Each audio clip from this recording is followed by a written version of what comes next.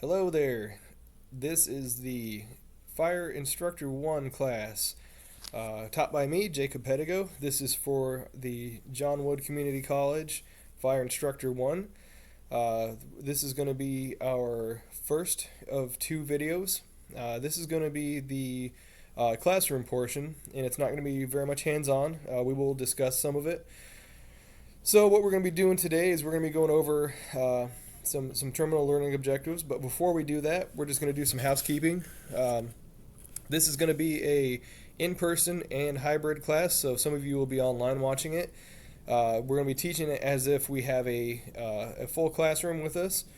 This class can be taught either, I guess, in a way where we already know who we're talking about, so like a fellow department, or maybe it's going to be taught to others with different backgrounds.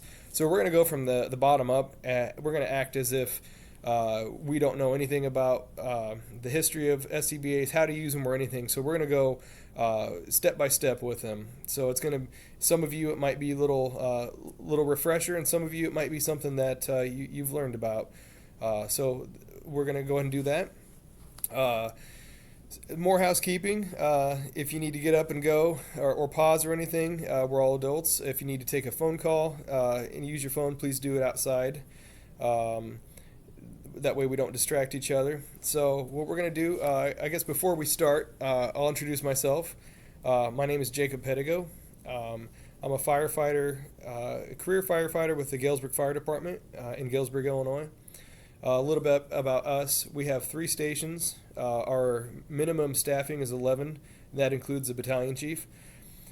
In those 3 stations, we have a tower ladder, we have an aerial, and we have a engine. We also have a reserve engine. Along with that, we have a light rescue that does most of our medicals. We have total of 42 firefighters. And that's also including captains. On the other side, I'm also a volunteer firefighter for the Central Warren Fire Protection District. That's in rural Warren County here in west central Illinois. We're a complete volunteer department. So the training is going to be a little bit different for the volunteer side, unfortunately, just because of people's schedules and everything. You're going to get a different type of training compared to the career side. Career side, we all go to the Illinois Fire Service Institute, and that's kind of going to be how I'm teaching this course, is how I was taught at the IFSI Fire Academy and a lot of the other courses that I've taken with them. So I'm not sure if I said this, I've been on Galesburg for 2 years, and I have the rank of firefighter, and I've been on Central Warren Fire Protection District for 3 years. So with all that said, let's go over our handouts. What we're going to be doing today is our enabling learning objectives. So this is what we're going to want to learn throughout this course. So we're going to explain the history of the SCBA, so the self-contained breathing apparatus. This is what our class is about. We're going to identify the environments and situations and SCBAs needed, and to be doing that, we're going to be using the NFPA 1981 standard. We're going to identify the requirements needed by the user to wear the SCBA. So we're going to understand what it takes to actually wear this and use it. A big part is we're going to identify the components of the SCBA.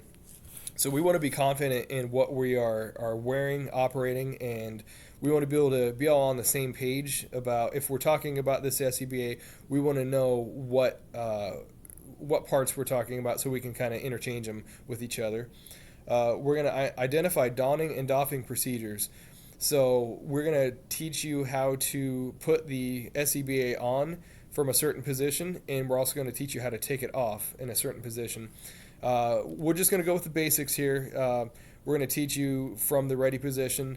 Most people will put them on in the fire apparatus on the way to the call, but we're going to go all the way down to just the basics. Also, we're going to identify safety procedures while wearing and operating the SCBA. So this is also going back to the confidence and knowing your gear. And finally, for this enabling learning objective, we're going to identify procedures for changing the cylinders. So once we use our air up, we need to know how to get more air into them. So, at the conclusion of this lesson, we're going to be able to explain all the fundamentals of the SCBA and how they apply to the fire service. So, going into this, like I said before, we most of us have a lot of different experiences with the SCBA. Uh, I guess go back a little bit. Something I missed was how are we going to know what we learned in this class? So we are going to have a short quiz at the end of this course. It's going to be a 20 question quiz. Everything that's on this quiz will be gone over through this class, so there's no surprises. It's made so that you can succeed because I want you to succeed in this class. So, all right, now that we got all the classroom details and the administrative stuff covered, let's go ahead and start the course. So, SCBA, so self-contained breathing apparatus. It pretty much says what it is in its own name. Prior to the SCBA, people have always needed to go into a immediately dangerous to life and health environment, such as a fire, to extinguish the fire. So you think back to like the forefathers of America and the fire service. Um, when when the fire service came about, uh, there was no such thing as a self-contained breathing apparatus. At best, people had filters, and some of those were natural. You'd see really old examples of firefighters having long beards where they would actually soak their beards in water, hold them up against their face to try to filter some of that smoke and particulate out while they were in the environment. So that would work for a little bit and to a certain degree, but it's not going to filter out any of the harmful hot gases. So basically, all it's going to do is kind of slow down the gases going into the person's respiratory tract. So people have always known the need for some sort of way to get closer to the seat of the fire to put it out, and the respiratory tract is one of the greatest hindrances to do that. You have to protect that in order to put out the fires. The other instance of protection is obviously from the thermal needs of firefighting protection. So prior to SCBA's, there were supplied air. There were certain I guess you'd say apparatus that would supply air, kind of like a bellows. So they would have a crank bellows to a leather tube, which would go to a mask. It almost looked like a simple mask, like in a hospital, just going over their face. It wouldn't cover their eyes, just their mouth.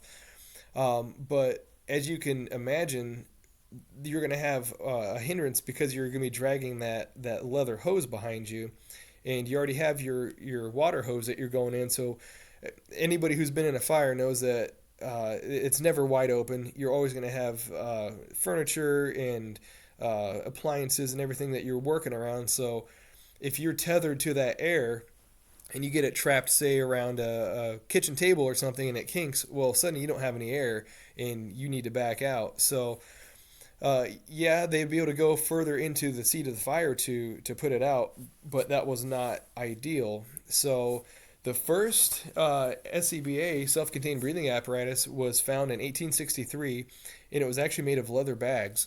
So what they would do is they had these leather bags on either their front or their back or both, and they would pressurize them. So they would fill them up with a bellows or some sort of apparatus, compressed air, and that would be attached to a mask, kind of like the elephant trunk of the old SCBAs, which we'll talk about. And they would either push on it to create positive pressure, or it would have its own tensioning system. And this would allow for the firefighters to go in further to the buildings and still have the respiratory tract protected. So instead of dealing with dragging a hose behind them, that was one thing that they could do. So that was basically the first time that they had SCBAs. So we have to fast forward all the way to 1945. So right at the end of World War II, Scott Aviation of all people, was the first people to make the what we consider kind of the modern SCBA that we would recognize as an SCBA.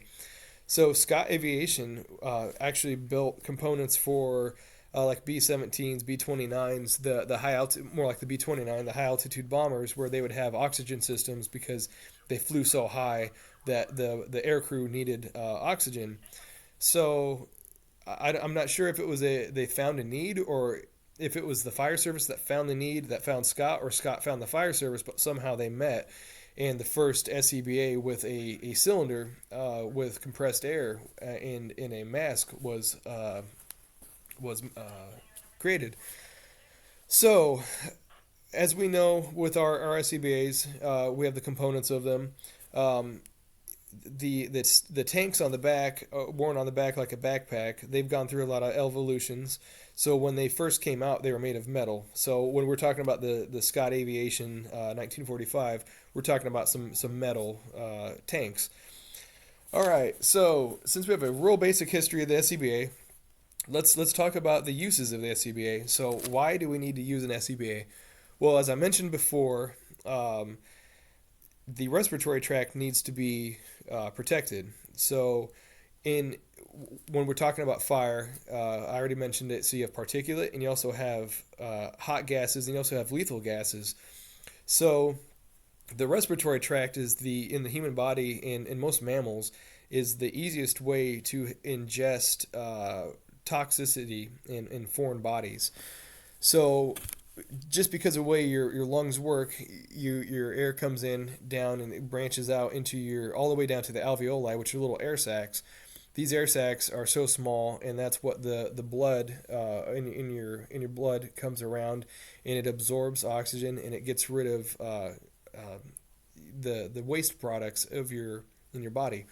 So what happens if in a fire or hot gases is that if somebody breathes in hot gas or dangerous gases, what happens is that it goes down and it can actually damage these alveoli where you can't exchange the oxygen or the waste products. Also, what can happen is that if they get burned, fluid shift will happen, and you'll basically get, I guess you could call it dry land drowning. Uh, there'll be so much fluid that the fluid prevents your lungs from exchanging the oxygen and the waste products. So, what else? What other reasons can we wear SCBA? So the obvious one is structural firefighting, proximity firefighting. We're protecting ourselves from those gases, but that's kind of an acute thing. What we don't really always remember is the chronic exposures. So like overhaul, when we have the seat of the fire out and we're looking for extension and we're pulling ceilings, pulling walls. Um, it's not just old construction with asbestos that we really worry about, but if we look right above us and where we're at right now, drywall has a bunch of particulate fine dust, um, and it can get in your respiratory tract and actually get into your blood eventually, and we worry about carcinogens. So overhaul is definitely a big one. Talking about carcinogens, another one we're gonna think about is hazmat operations. So say we're on the interstate and there's a anhydrous ammonia leak. Well, that's going to definitely, if we breathe it in, that's going to affect us in a very negative way and very possibly kill us. So we need to protect ourselves from that. Another one that we can think about is confined spaces. So that's not one you always think about, and I guess unless you've taken confined space or ropes or something like that, or a grain bin rescue. But uh, any place where humans are not supposed to be, like in a factory that is not meant for human occupancy, if the oxygen is below 20.9%, which is what's in our atmosphere, it's technically a confined space, and we either need supplied air to us or we need air with us. So that's going to be another reason we would need SCBA. To go with those the confined space, and we'll talk about this in a little bit. The different types of SCBA that we wear. Size is going to be an issue, so we would want a smaller bottle in order to fit into these confined spaces in order to rescue people. And respiratory protection, we kind of covered with the carcinogens, but this is kind of all encompassing. That's the grand overall scheme of why do we wear SCBA? It's to protect our lungs.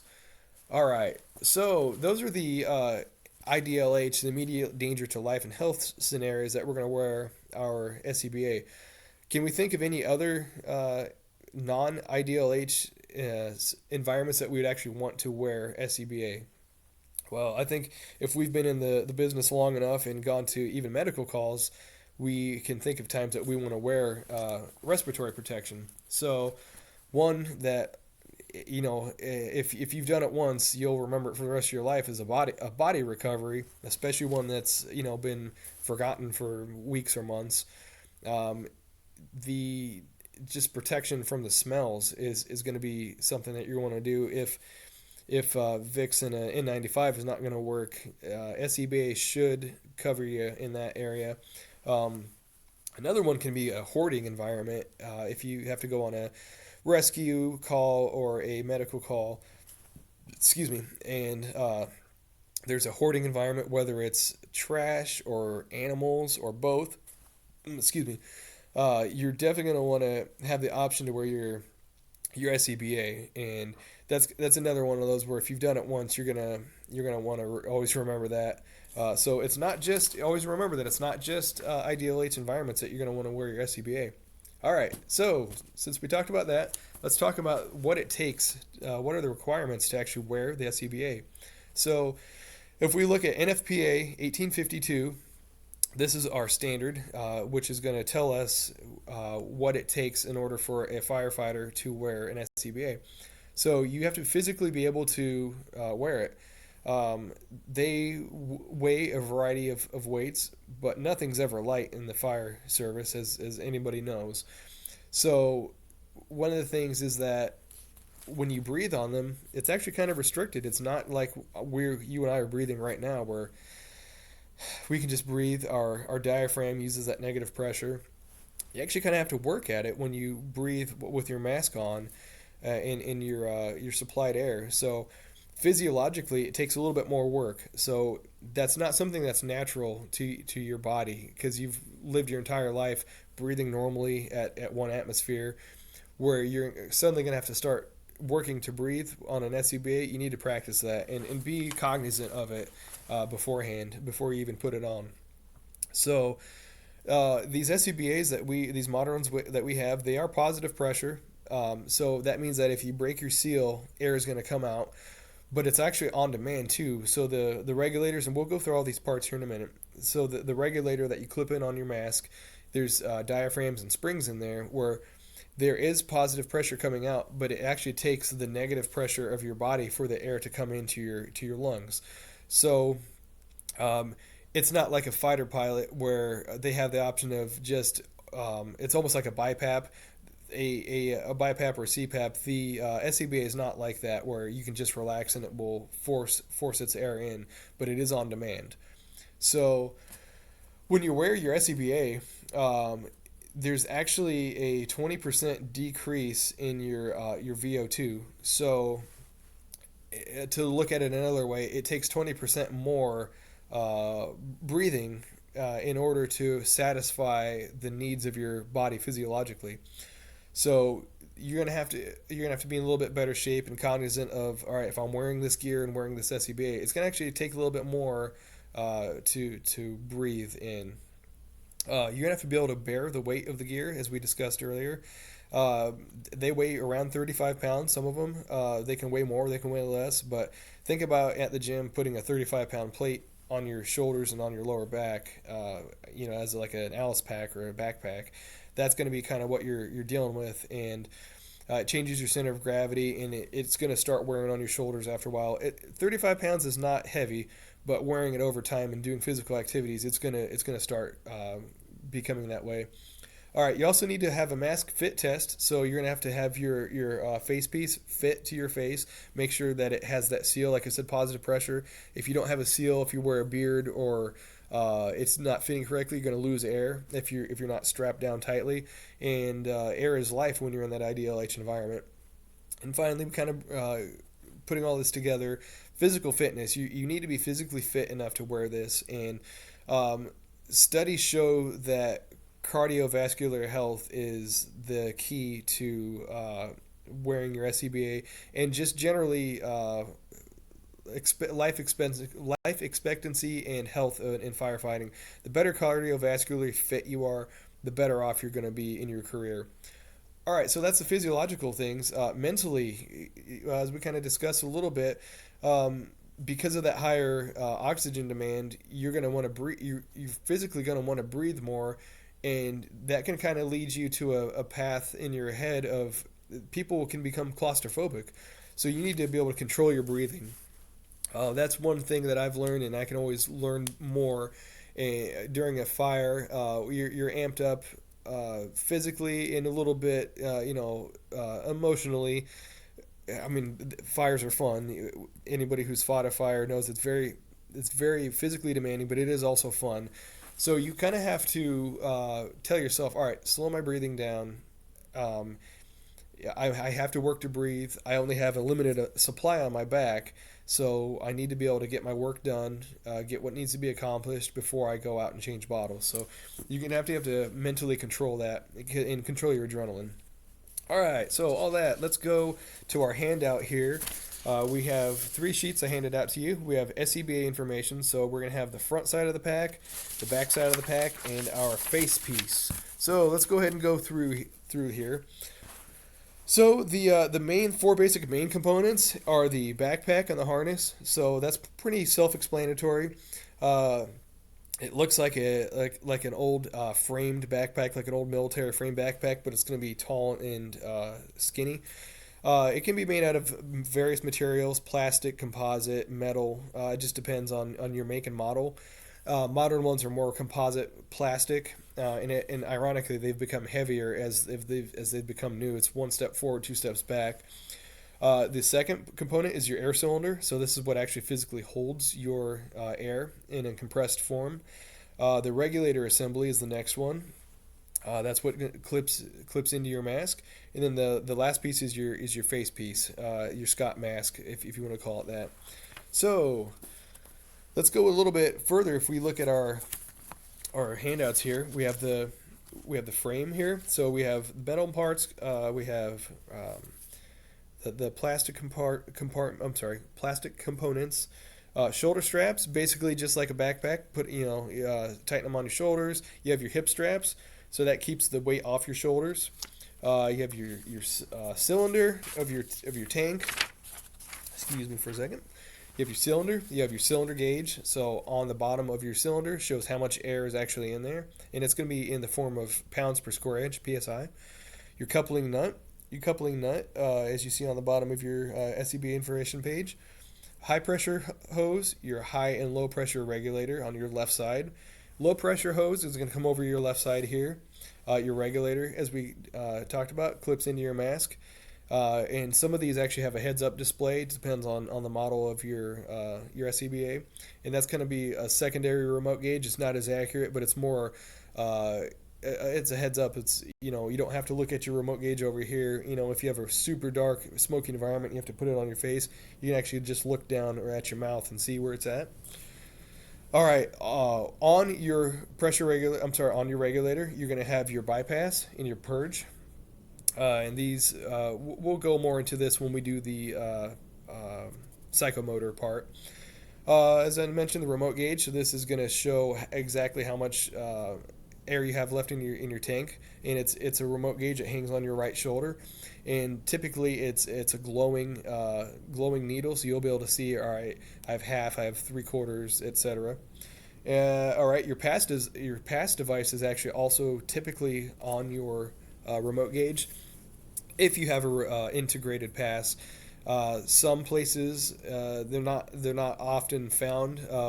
2 years ago in my career department, we still had them, but we upgraded. They had remote non-integrated pass devices. So pass device is personal alarm safety system.